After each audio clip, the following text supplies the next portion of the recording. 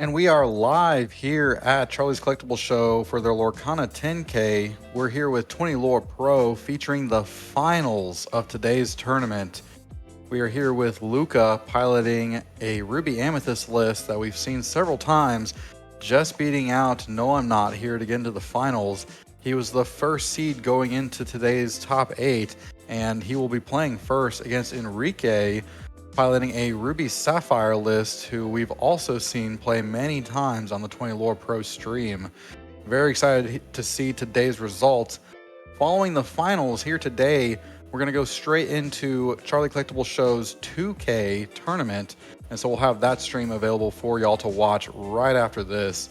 I'm one of your announcers, SirAshtown. Join with me today is Hal Brady. Hal, how's it going? Man, it's been a great weekend so far. Plenty of action after this finals, but this is the finals of the Charlie's Collectible Show $10,000 main event. And we had 8 rounds in day 1, 164 entries into that event, and this is it. It's the last 2 players remaining. Top 8 played on day 2, and Luca being on the play, first seed, he gets to be on the play the entirety of top 8. That's the importance of playing out those last few rounds, even if you're guaranteed that top 8 slot. Some people consider intentionally drawing, but having that first seed slot and being on the play for the entirety of top 8 is such a huge advantage in Lorcana. And we've just seen Luca massively pilot this deck all weekend, defeating No I'm Not twice in the same tournament. And No I'm Not being, one of the most, well, if not the most notable name attached to the Ruby Amethyst archetype. Been a pioneer of the archetype since, set 1, set 2, all the way through set 4. And Luca being able to best him in both of those matches that they saw each other. And Enrique is actually local to my area. I'm from the DFW area in Dallas. Enrique is just next door in Fort Worth. Really excited to see somebody from my hometown in the finals of this tournament here in Stone Mountain, Georgia. Something that we have been highlighting and looking at in the differences and kind of the highlights of their lists. Enrique, again, here on 3 Great Stone Dragons, not a single Fishbone Quill. Seems to be serving him here well in this tournament. What do you think that'll look like for this matchup here, Hal? Well, and actually, I just heard Enrique talking a little bit before this matchup. Being on the draw and those Great Stone Dragons, he said he was really teched for the discard matchup to help there. And this is a matchup that he was actually trying to dodge. So, I think the matchup is pretty poor from his side regardless. So it kind of made sense to me thinking about it a little bit more. If you're more comfortable with having a Great Stone Dragon against the opposing discard decks, and you make your Ruby Amethyst matchup a little bit worse, but I mean, it was already bad. Why not shore up some of your other matchups to have a better chance there? And it served him well so far this weekend. But here we go. We're getting started. Luca's he's got his first ink down. He's got a turn of box followers, and we'll see how Enrique wants to open up on his side. And what a great show of sportsmanship here. Just the 2 shaking hands before the game started. Just love seeing that. This camaraderie, even here in the top 8, a lot of these players already having played against each other in prior tournaments. And just great to see these 2 players here and compete today. We want to thank them, of course, again, for being available and allowing us to stream their finals match. Yeah, I've played several other TCGs, and I have to say that Lorcana has got to have some, if not the best, sight of sportsmanship just all around throughout the whole event. It's just a feel-good game, longtime Disney fans, and just playing a great game. I mean, these guys were joking around, laughing before this final match. They're taking some photos together, getting set, and now here they are, shaking hands, ready to battle it out for this last round, and we can crown somebody the victor of this Charlie's Collectible Show $10,000 tournament. We want to thank Charlie's Collectible Show so much for allowing us to stream today's tournament. We're here and you're joined with 20 Lore Pro. If you haven't seen the 20 Lore Pro Discord, head on over where we have tons of deck lists and deck discussions. Many people in the competitive card scene showing and just talking about the decks. Yeah, so Luca started off with that 1 drop, but if you notice here, he did not have that Flint Frenemy that you would really want to see. This is the matchup where it shines the most on turn 2. And turn 3, didn't advance his board state any further at all. He just tapped 3 ink, or exerted 3 ink and played that Friends of the other side. Enrique with a turn 2 1 jump ahead into a turn 3 Grandma Tala. Enrique's got to, have a slight sigh of relief seeing that he didn't have that aggressive curve out that we've seen, so much out of him from this weekend. And so Luca, on his turn 4, decided to ink that goat and plays a Merlin Rabbit. Now, he is keeping a healthy amount of cards in hand. He played that Friends on the other side on 3, Rabbit on 4, gonna have plenty of options. And a big difference in this matchup from set 3 to set 4 is that Beat King Undisputed is just such an all-star against these Sapphire decks, is they usually don't have just a ton of fodder that they would choose to banish from. Now, at least it's a Grandma Tala, not a Flavor Sham. So Flavor Sham getting eaten by a Beat King could be pretty rough, but Grandma Tala has already gotten the value, and it doesn't get any additional value for being in play. So you see Enrique is going to fire off a Brawl there, taking out that Rabbit, and it doesn't matter what the matchup, these seasoned players know, don't let Rabbit stay in play. You need to get rid of that as quickly as possible. Enrique accidentally showing his opponent a Sisu instead of the Brawl initially. I think sometimes I do this myself where I have a line in mind, I immediately think I got it in hand, and accidentally reveal the wrong card. But he is able to use that Brawl to get rid of that Rabbit, like you were saying, Hal, and really just make sure that Rabbit can't be rebounced like we've seen so many times from Luca to just gain so much card advantage. Here he is here with a goat. Yep, so Luca's board not too threatening, only a 4 lure. I did get a peek and saw at least a Queen's Castle in Luca's hand. So Enrique is going to have a Sisu of his own here on his side of the board, and I mean, that's nothing too crazy. I mean, they had 6 ink to work with that turn, and could have been a lot worse. So it's a little kind of a slow start on both sides of the board, but I think that should favor Enrique. But I mean, Luca's still got a lot of options, a ton of cards in hand, so definitely nowhere near end in sight on the card advantage. Looks like Luca is still thinking about whether or not he wanted to draw off of that Chernobog's followers effect. Decides not to, using that goat to sing at King Undisputed, just like you were talking about. And this could be much, much worse for Enrique. Decides to go ahead and get rid of the Grandma Tala. We've seen Luca play the Beat King Undisputed to get rid of something like a Tambatoa, but here's the power of the Lady Tremaine as well. That's could have been Lady Tremaine or a Madame Medusa in that scenario, but at least the Lady Tremaine has an extra lore value there. So see Maui come down, take out the goat. It'll have 4 damage counters on it and stick around a little bit longer. So we'll see if Luca decides to maybe put that Chernobog's followers into it to finish it off. It may pay off for him, deciding not to banish it for that extra card next turn. And then Lady Tremaine will get to hang around and quest for 2, and ball would be back in Enrique's court to have to answer that. That's something about Lady Tremaine just representing not only a great removal ability when your opponent only has 1 character on the board, but the ability to quest for 2, really strong. Decides to use a King Undisputed to get rid of that Maui, allowing him to play King's Castle, placing both of those characters onto it. Yep, this is gonna require more than 1 answer from Enrique to answer this board. So he goes with the 8-drop Sisu, and that is actually only going to clear up the 1 Chernobog's followers, but it will help pressure the Queen's Castle potentially in a later turn. But Lady Tremaine gets to stick around, draw an extra card, gets 2 lore from on Luca's side of the board, so it's a 9-0 deficit. And Enrique is down to 11 because the Lady Tremaine put him up by 2. Luca's running away in the lure raise, and this is really positioned that he wants to be in. He didn't have that aggressive start, but just the power of those Beat King Undisputeds, you just see how much value they get out of in these Sapphire matchups, because the Sapphire decks just don't have those 2 or 3 cost minions. You're at least getting a 4 cost minion out of it basically for free. You see a 3-drop Sisu come down and another Queen's Castle. Enrique's going to need to do a lot of work to get back into this one. Goodness, just having these 2 Queen's Castles representing 4 lore with just this Sisu on the board, really gonna have to do a lot to find a way to try to keep Luca from gaining so much lore. Like the Twitch chat is saying, this match is going very quickly. These 2 players kind of seeing it out, knowing their cards, knowing their decks, able to play quickly, follows it up with another Sisu. Yeah, it's the Empowered Sibling does take out the 3-drop version of the Sisu, because Enrique's only down, he's down to 1 card in hand, so not really where Enrique wants to be, but at least it does get some value. And then, oh man, Be Prepared from Lucas. That's going to take out both of those 8-drops. That's such a big trade. And those Queen's Castles are just sticking around untouched. Lucas at 15. I think this one's going to be all but over in the next turn or so. Enrique with a How Far I'll Go, just desperately digging for something. Even 1 Maui's not going to do it. And we know how often Luca draws those Merlin goats, as we've seen in the past games, and he won't need 3 this time. He'll only need 1 to close it out. So there's an Ice Block and a Flavor Sham, draw a couple extra cards, And I imagine we're going to see a concession from Enrique in the next turn.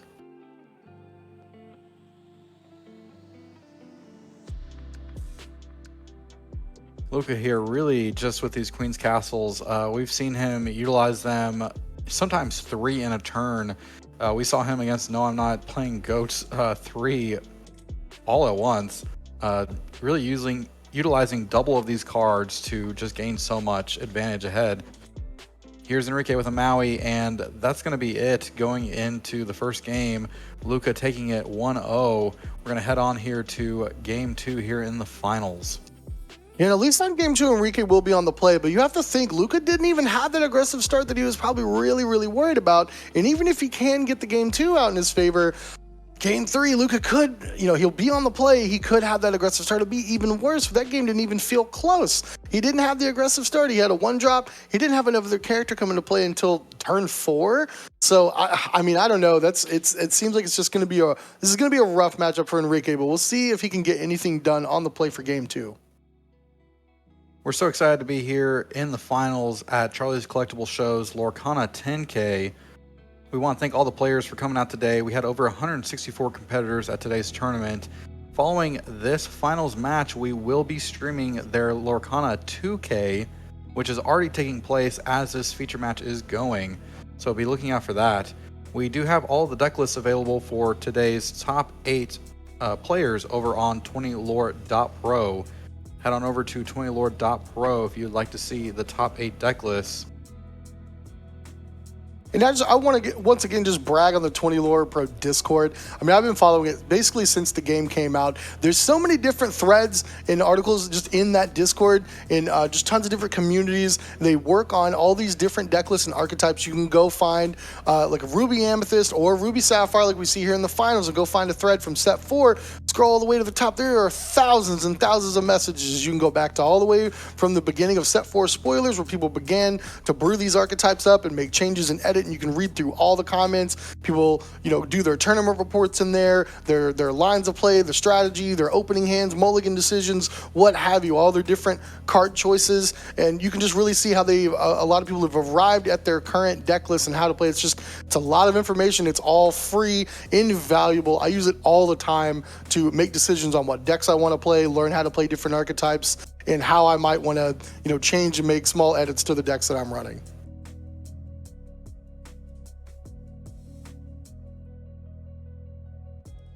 Just want to give a quick shout out while we're waiting here for these 2 players as they're getting ready.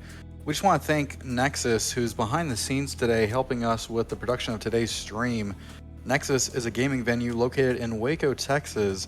Nexus offers esports, TCG, and dining, and is an elite gaming hangout to build your local gaming community. And again, we're here today at Charlie's Collectible Show here in Stone Mountain, Georgia. Charlie's Collectible Show is a passionate community celebrating fandoms every Wednesday, Saturday, and Sunday, featuring anime, toys, comics, video games, TCGs, and much more. So here we go. We're underway in game 2. Enrique on the play finds that popsicle, and Luca follows up with his turn 1 on the turn box followers. So the start that both players want to see if Enrique has that turn 2 1 jump ahead. He does not. He has a couple of developer brains. Going to see if he can set up his following turns. Taking a look at that uninkable 8-drop Sisu or the Stone Dragon. Neither of them probably too exciting at this point in the game. The Stone Dragon at least being an inkable card, he could play down on turn 3, but still taking a look. If he's got enough inkables, the power of that Sisu could come in later, and that's the option he chooses. We're going to put that 8-drop Sisu in hand, pass it back to Luca. Let's see if he's got the opening that he wants. See if he's got that turn 2 Flynn. I don't believe I see that, so we'll see what he wants to do with his Chernobog followers, what he wants to ink for the turn.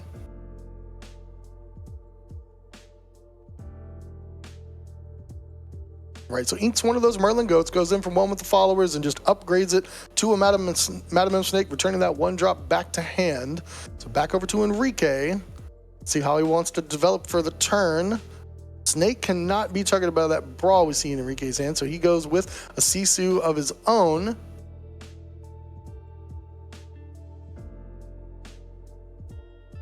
Luca on this Maleficent Sorceress. We've talked about this card all weekend. Not something that we've traditionally seen in the current set 4 iterations of Ruby Amethyst so far, at least based on what we saw from the top 64 list from Chicago. But I will say all 3 to 4 Ruby Amethyst players we've seen on stream all weekend were all running this 3-drop Maleficent, and it really seems to help that matchup that they struggle with in that Emerald Steel Bucky Diablo list. I've talked a little bit with some of the players here and their lines. They don't want to go with that aggressive start of 1 drop into Flynn and Sisu. Instead, they'd rather conserve their cards and only play things in the early turns that replace themselves, like this Maleficent Sorceress that lets them play to the board. It can sing friends of the other side, and they're not down any cards they want to get to that 6 and 7 ink in that matchup. But we see it here. It's fine. It'll at least quest for 1, or it can sing those songs like we were just talking about, and doesn't really cost him a card. So Enrique on 4, how far I'll go, he's really got to rely on these action cards that ramp him, since he's not running the Fishbone Quill. Taking a look, he sees another How Far I'll Go or a Maleficent Dragon. Both kind of playing the same role here. I feel like Dragon at this point in the game is just going to be ink, but if Enrique feels like he's going to have another turn off available to fire off another How Far I'll Go, he could ramp again, and then potentially go another 2 cards deep and look for the various, the specific answers that he wants.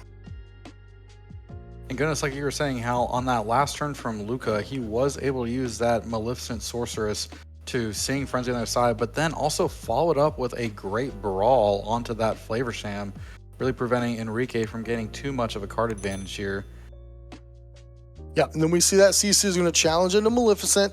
I like that play. Enrique's not really worried about lore right now. He needs to get control of the game, and keeping something like a 3-drop off the battlefield to where he can't sing another Friends of the Other Side potentially could mean a lot for this mid game play. But the Snake is going to go into the Sisu and finish it off, and Luca's going to follow it up, finish off his turn with a Merlin Goat and going up to 5 ink.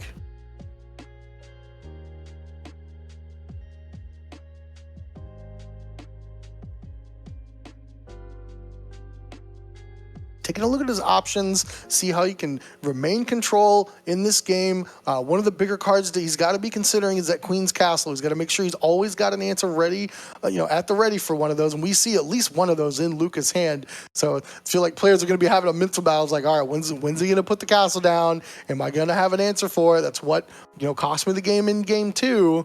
And the problem is when Luca finds like multiple Queen's Castles, when he's able to deploy 2 in consecutive turns, or we've even seen him do it in the same turn. So it really gives him trouble, because Enrique's got Maui to help answer that Queen's Castle. The Sisu actually a lot of the times can do a lot of work if they try to play it early, but it's in that mid to late game when the Mauis have already been taxed, you've already had to use those to control the board, and Queen's Castle is just even that much harder to answer. So decides to ramp a little bit more with How Far I'll Go, get a second Ice Block in play, and we know he has that 8-drop Sisu that he decided to keep on turn 2 from one of those Develop Your Brain, so these Ice Blocks may be able to do a lot of work, and he's only 1 ink away from that Sisu, but that is something that Luca can potentially telegraph and see coming. He doesn't guarantee know that he has the 8-drop Sisu in hand, but both players know each other's deck lists as well. It's open deck lists once we get to top 8. They're all published online and presented with deck lists before the round starts, so they all know what cards could potentially be coming down. Enrique, like you were saying, how really positioning himself to really place himself in a good position to be able to make sure that when Sisu does come down, it can have the best opportunity to take out any characters that's needed. And it looks like he's doing just that, playing that legendary Sisu. Yep, so this is a great play, but this is also going to be a big opportunity for Luca if he has one of those Lady Tremaines who beat King Undisputed. Being able to play that 4 or 6 cost character that takes out an 8-drop is a really big swing.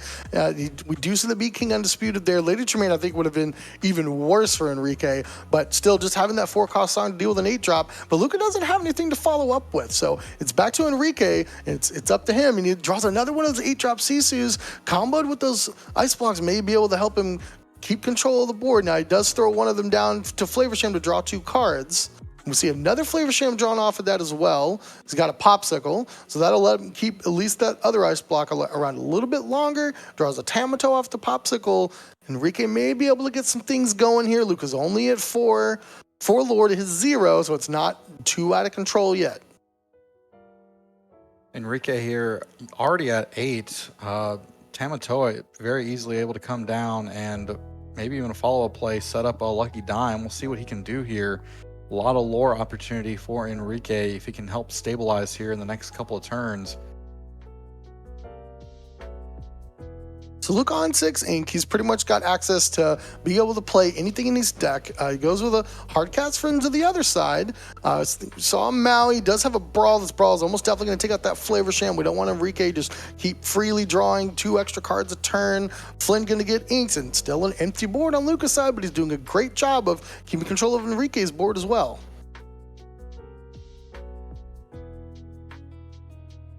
Luca now getting up to 7 ink, looking for ways to really make sure that whenever he does make plays, he can either make huge impactful plays with the larger drops in his deck, like the Lady Tremaines or the Medusas, to take out these Flavor Shams, but also having that be prepared just in case we start seeing Tamatoas or other high lore characters from Enrique's side of the board. Enrique really thinking about his plays, has lots of options, handful of cards. Yeah, he did have a follow-up Flavor Sham that we saw him pull out last turn, and he's decided to pull one of the Great Stone Dragons. I think he does have a couple characters that he could get some extra ink with out of the discard, or it may end up just being food for Flavor Sham to draw 2 extra cards. I think either one of those is going to be fine. Even next turn, he could exert it, put one of those characters into his Equel, and then, well, he would have had the opportunity to get 2 more cards out of it with Flavor Sham, but Luca has another one of those Beat King Undisputed, just a clean answer to the mouse, and we'll see. Does he have a follow-up play? Is he finally going to start getting on the board? He's pretty low on cards. He's only got 5. Now, I say low on cards. 5 is like nothing to bat an eye at. But we've seen Luca usually having at least around double that most of the games we've seen him play this weekend. We see a Be Prepared, a Maui, a Rabbit in Luca's hand. Lots of high drop, high value cards. May not have enough to follow up with unless he inks one of them, but we'll see what he decides to do. Yeah, gonna pass it back, and we see the Great Stone Dragon activated, put one of the Flavor Shams into the Inkwell. Does come into play exerted, so we can't use it this turn. It looks like we've got 7 coming down for a Lucky Dime. This is huge for Enrique. He feels free enough to go ahead and put that Lucky Dime into play. No character to target with it yet, but Luca's only at 4 lore and nothing in play. So we'll see. Luca's going to go with a Rabbit, and he may go for an ink here, and it might be time to deploy that Queen's Castle, or he may just ink the Maui. He's not going to be a lot of use for that. And, I mean, he could return the Rabbit and just keep drawing cards. But it is going to be the Queen's Castle. I like this play. He's diversifying his threats. He's got a couple things that are going to need answers. Rabbit doesn't have to be answered right away. Queen's Castle is definitely going to be the priority. But if we look over in Enrique's hand, he doesn't have a Maui. He's got 2 Be Prepareds. He's got a How Far I'll Go, Maleficent Monstrous Dragon, that Tamatoa we saw him pick up a few turns ago, and then I believe a Madame Medusa. So it may just end up being the Medusa this turn taking care of the Rabbit, hoping to be able to take care of that Queen's Castle in a turn or two. The Medusa could also get a tick up on lore from the Lucky Dime. And this is a great position for Enrique to be in, having this Lucky Dime available and ready on the go to start gaining lore. We're at a low lore count game so far here at 4-0, but we do see the Tamatoa come out. Great target for that Lucky Dime. Yeah, I like this play here. He gets back a Popsicle. See if he's going to have enough ink to play it. He will have to decide if he wants to play the Popsicle and activate Dime. He's going to have to ink one more card from his hand this turn. And the only option he has is that Monstrous Dragon. And I would be a little reluctant to want to ink that this turn, but he decides, yes, let's do it. Let's fire it off. Let's play the Popsicle. Let's get that extra lore. The Popsicle's a little out of frame, but Enrique has 4 items in play, and so Tamatoa is going to gain 5 lore immediately, putting him ahead in the lore race. And Tamatoa exactly doing what he loves to do, loves these shiny items. We know that Luca has Be Prepared in his hand, some ways to deal with his Tamatoa. He's already played 2, if not 3 of those Be King Undisputeds. He is playing 2 of the Lady Tremaines. And you see there, Enrique's board now. If he has Lady Tremaine, that's huge. That immediately answers that Tamatoa is causing him so many problems. And now Luca's got 2 characters in play. Still got that Queen's Castle. Rabbit's going to go in for 1, and I believe we're going to see both of these move may have moved into the castle. No, he's going to go ahead and snake the rabbit. And I like that play as well, because Lucas was starting to run low on characters. He does decide to ink a Maleficent sorceress so he can move that snake into the castle, and if Enrique doesn't have an answer, then that castle is going to keep gaining lore and start drawing some extra cards.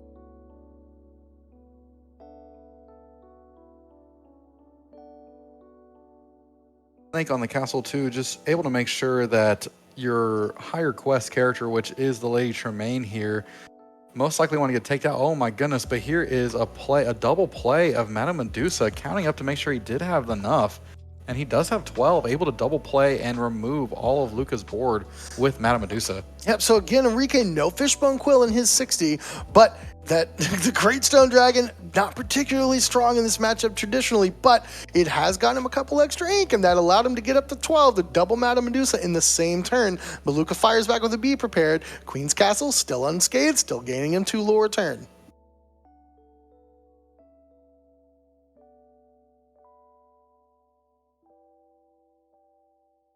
Yeah, Stone Dragon here, like you were saying, Hal, is getting in work. We've seen it been used 3, if not 4 times. Able to get so much ink into Enrique's inkwell. Able to play a Grandma Tala here. You know, the Stone Dragon is, I mean, it is quite a bit slower. But again, you're not having to ink additional cards out of your hand. You're able to keep all of your cards in your hand. And Lucas used so many removal actions on Enrique's characters. Enrique's still got at least 2 to 4 characters in his discard with that Stone Dragon just to keep free ink. That's free ink every turn. It does come into play exerted. You got to wait a turn to use it, but it's just free. That is card advantage still. Enrique here just increasing his item count, playing another Popsicle. Any Tamatoa that's able to land on the board and just be able to be used by that Lucky Dime is going to gain Enrique so much. Able to play a Maui here, dealing 6 damage to that Queen's Castle. And that's a big deal because that's basically all that Luke has been holding on to as far as his side of the board. And that Queen's Castle's gained him at least 6 lore this game, but it's finally got 6 damage on it. Let's see if Luca can clear the board again. He's going to go digging with a rabbit. That means he won't have enough ink this turn for another Be Prepared.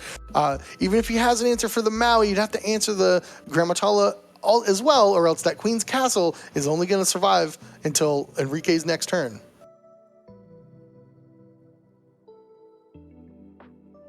Luca saving his rabbit, bouncing it back to hand with the Madam and Fox, drawing, hopefully trying to, and I'm assuming dig deeper to try to find some answers, such as a Be Prepared like you're saying, Hal. We'll see what he does here, moving that Fox over to the castle. Maui will have to challenge.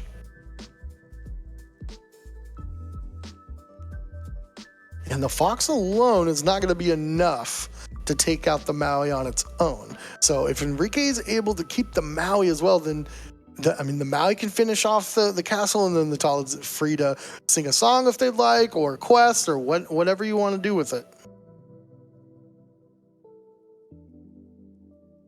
And this is such a close match. I mean, you see, Luca is up by 6 in the lore race, but Enrique's got an active diamond play. If he finds another Tamatoa, that's going to be plus 6 lore, and Enrique's right back in it with the lore race.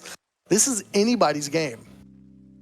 And really using cards, especially in this Ruby Sapphire list, like How Far I'll Go, able to dig kind of deep and look for just something that you need. We've already seen some Grammatalas, How Far I'll Go. Maybe Enrique already has something in hand they can use this Lucky Dime on, but even just the small incremental lore until you get to your Tamatoa really represents just a huge unknown threat that's going to eventually come down.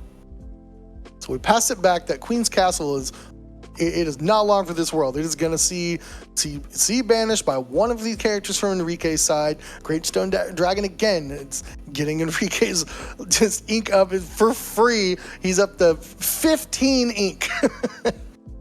He's going to have multiple options. He can pretty much do whatever he wants as long as he doesn't run out of cards. He's still got at least 6.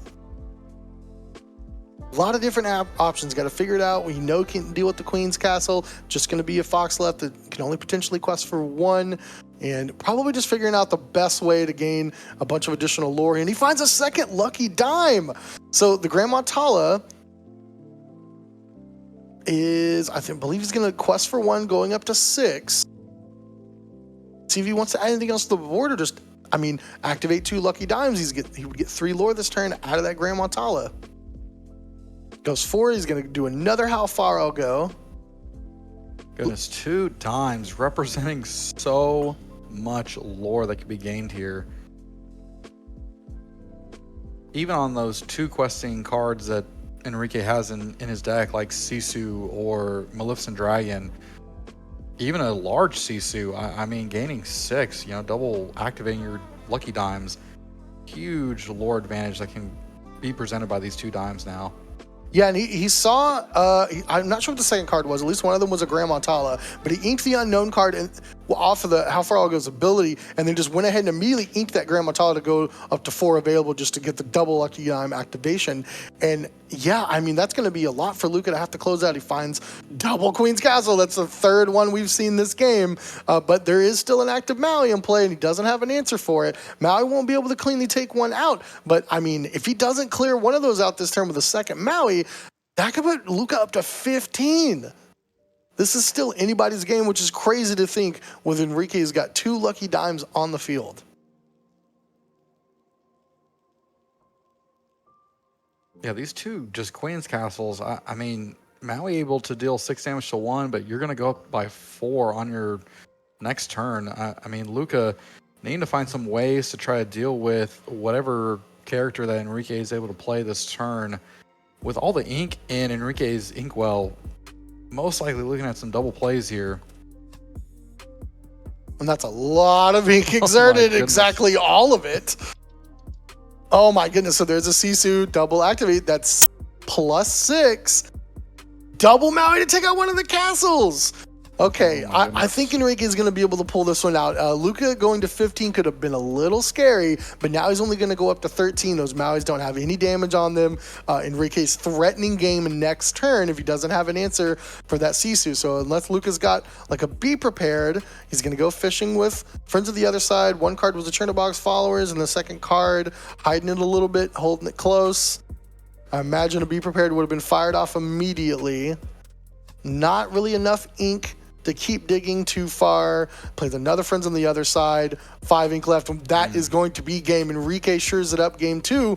We're going to a game 3. What a match. This is some great play from both players. This is really, like you were saying, how been an amazing finals here. 1-1, Luca versus Enrique. The Greatstone Dragon really shining here, seeing just so much ink, especially the mid-late game that card was able to give Enrique. I mean, goodness, double being able to play that Sisu with a Maui and activating both dimes in the same turn with all the ink that he had without giving away any of his resources to a card like Fishbone Quill really just kind of showed the power of that card in certain matchups and here in today's finals. Yeah, I mean, even Enrique himself said before we started the match, the Greenstone Dragon, this is not the matchup for that card. But just showing his proficiency with the deck, he still found a use for it, and it ended up paying off. He got, I don't know, 3 to 5 extra ink at least off of that, and there were still more characters because Luca's plan that game was kind of he was doing the control role, so he just used so many removal actions. Enrique had so many characters in the discard that, I mean, he needed to be at that high level of ink. I mean, we saw the play on 12 ink with double Madame Medusa, which was very important, and then he ended up getting the double Lucky Diamond, being able to play a 8-drop Legendary Sisu and double activate Diamond in the same turn. Yeah, I mean, I agree. Greatstone Dragon not great in this matchup, but I mean, being able to find a use for it and it mattering, I mean, it just shows Enrique is really in tune with this archetype and knows what he's doing. Now this time in game 3, Luca being on the play, we hadn't seen the Flynn Sisu start from Luca yet. Maybe something that he's looking for to try to get early lore very quickly. We'll have to see really how Luca comes out here starting off, and if he's able to kind of get a faster jump before Enrique can get established. We want to thank everyone so much for being here today with 20 Lore Pro as we're streaming Charlie Collectible Show's Lorcana 10K, their finals. We're excited to be here, and we want to thank all the competitors who came out today and to play, and for those who are featured on any of the feature matches. We want to thank everyone for enjoying and playing in this competitive Lorcana scene. We will be live continuing after this, streaming a Lorcana 2K following this finals match, so stick around after the match to continue watching another Lorcana tournament. We want to thank Charlie's Collectible Show here in Stone Mountain, Georgia for allowing us to stream today's event. You're here watching 20 Lore Pro. If you missed any of the matches from day one or any of today's top 8 matches, head on over to 20 Lore Pro's YouTube early on this week, and we'll have all of those rounds posted for your viewing pleasures. I'm one of your announcers today, SirAshtown. Behind the scenes, we have Luxac from Nexus. Nexus is a gaming venue located in Waco, Texas. Nexus offers esports, TCG, and dining, and is an elite gaming hangout to build your local gaming community. These mats that you see here on the feature match are exclusive mats created by Diamond Ink Apparel. They did the artwork here for today's playmats, and all the top 4 competitors will be receiving these playmats. We want to thank Charlie's Collectible Show for allowing us to stream this and giving a piece of just their showmanship and allowing them to have this playmat. We want to thank them so much for all that they do. We want to give a big shout out to not only myself, SirAshtown, but to Hal, our other announcer today, Hal Brady from Lorcana.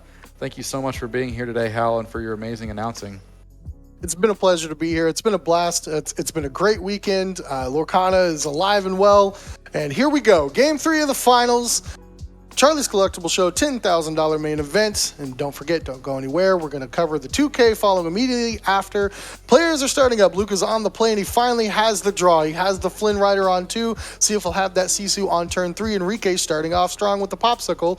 Inca Monstrous Dragon for turn 2. And has the 1 jump ahead. So both players with the draw they're both looking for. Now, Luca had to mention he did not have the 1 drop.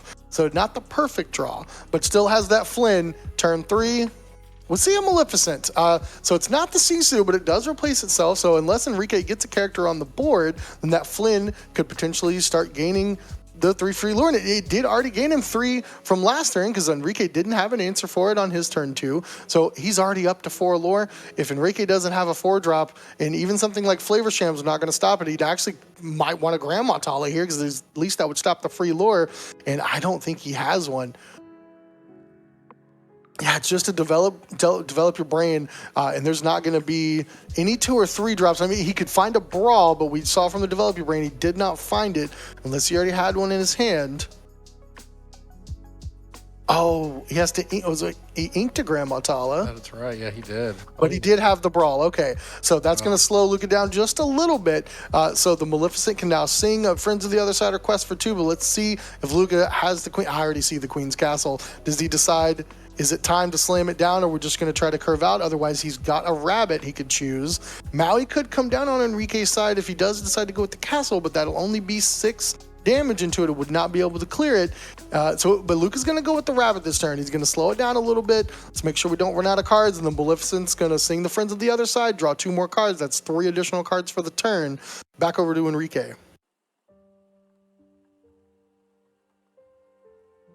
That's such an easy and hard decision to make, whether or not you go with the Queen's Castle and try to develop your lore, or you go for the sure draw card ability from Rabbit and having the friends on the other side, drawing up to 3 that turn.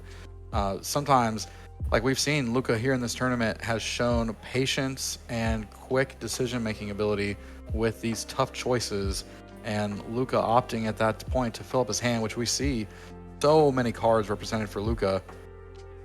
Yeah, and so if you think about it, if you do the castle on turn 4, Enrique could just play a Maui and on curve, right? And that's good for Enrique. He can get 6 damage on it. But instead, Luca decides to develop his board. He's got the 2 characters in play. Enrique goes with a ramp spell on his turn 4. But now he puts Enrique in an awkward spot because the Maleficent's on the castle, and now it just puts Enrique in such an awkward position because if he had Maui, there's still 2 characters to deal with, and it makes him Maui on turn 6, which is out of curve. And so just making it awkward. Luca's so good at putting this stranglehold on his opponents. And you see here, it's a Grandma Tala. He's not going to have an answer for anything on Luca's side. So now Luca's going to get to gain the free lore from Castle, can quest with his characters if he likes, and he's going to get an extra card off of that Maleficent. So just showing even just 1 turn of patience is going to put him ahead on this board.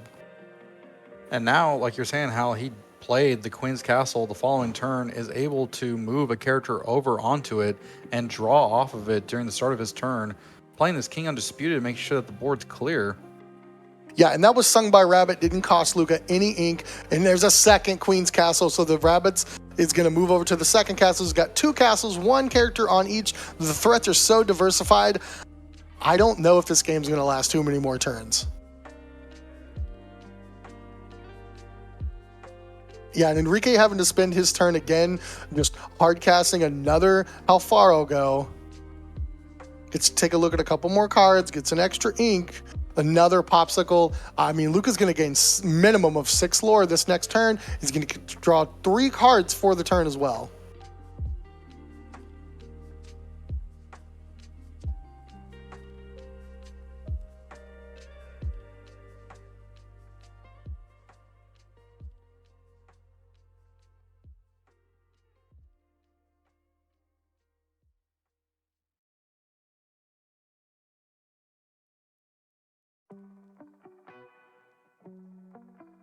I want to thank everyone again for coming out here today and watching 20 Lore Pro as we are streaming Charlie Collectible Show's 10K for the finals. We see a third Queen's Castle down. Yeah, and we've seen Luca so many different times on stream just get up to 3 castles in play. I think this is probably the 3rd time this weekend we've seen him do it. Enrique doing whatever he can. He gets this 8-drop Sisu in play. It clears Luca's entire board as far as characters. But yeah, he sees the writing on the wall. That's going to put Luca to 19 to his 0. And that does it. Luca Serano is our 10K main event champion, defeating Enrique in 3 games. Wow, congratulations to Luca. And honestly, Enrique, what an amazing finals match that we got to see here. Really the resilience of Enrique fighting through in that game 2 and coming out ahead. Luca ultimately, though, here in game 3, taking our finals and becoming our Charlie's Collectible Show 10K winner. Congratulations to Luca on that amazing win. We want to thank everyone for coming here to watching today's 10K tournament and for watching the finals. Those players, as you see right now, are rolling up those mats. Those are part of their prizing. We want to thank Diamond Ink Apparel for doing the artwork for that mat. We're going to take a quick second before we switch over to do an interview with Luca, who we've already interviewed twice during the first day's tournament. So congratulations to Luca. We'll have a word from him, and then we're going to go straight in to our Lorcana 2K here at Charlie's Collectible Show. Thank you all so much again for joining, and we'll be right back.